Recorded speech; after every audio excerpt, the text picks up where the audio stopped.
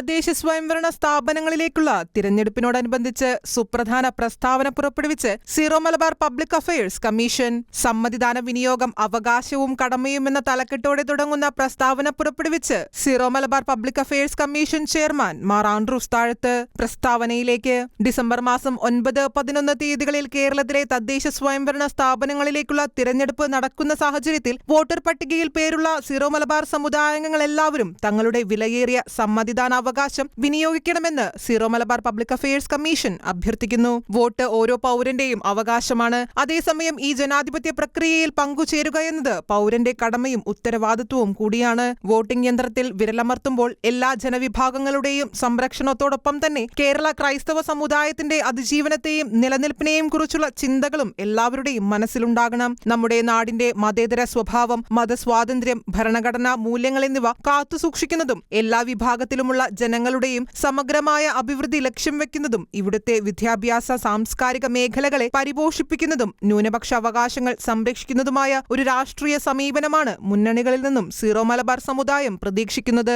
തദ്ദേശ സ്വയംഭരണ സ്ഥാപനങ്ങൾ പ്രാദേശിക സർക്കാരുകൾ എന്ന നിലയിൽ പ്രാദേശിക വികസന പ്രക്രിയയുടെ കടിഞ്ഞാൺ വഹിക്കുന്നു. അതിനാൽ ശ്രദ്ധാപൂർവമായ വിലയിരുത്തലുകൾ നടത്തി കക്ഷി രാഷ്ട്രീയ ചിന്തകൾക്കതീതമായി വികസന പ്രക്രിയയിൽ തൽപരരും ക്രിയാത്മകമായ കർമ്മ പദ്ധതികൾ ആവിഷ്കരിക്കാൻ കഴിവുള്ളവരെയുമാകണം തിരഞ്ഞെടുക്കേണ്ടത്. ധാർമ്മികതയും ആദർശശുദ്ധിയും പുലർത്തുന്നവരും നമ്മുടെ സമുദായത്തിന്റെ നിലനിൽപ്പിനായുള്ള മുറവിളികളെ ശ്രവിക്കാൻ സന്നദ്ധതയുള്ളവരുമായ വ്യക്തികളെയും പ്രസ്ഥാനങ്ങളെയും തിരഞ്ഞെടുക്കാൻ സമുദായാംഗങ്ങൾ ജാഗ്രത പുലർത്തണമെന്ന് zero Malabar public affairs commission അഭ്യർത്ഥിക്കുന്നു എന്ന വാക്കുകളോടെയാണ് പ്രസ്താവന അവസാനിക്കുന്നത്.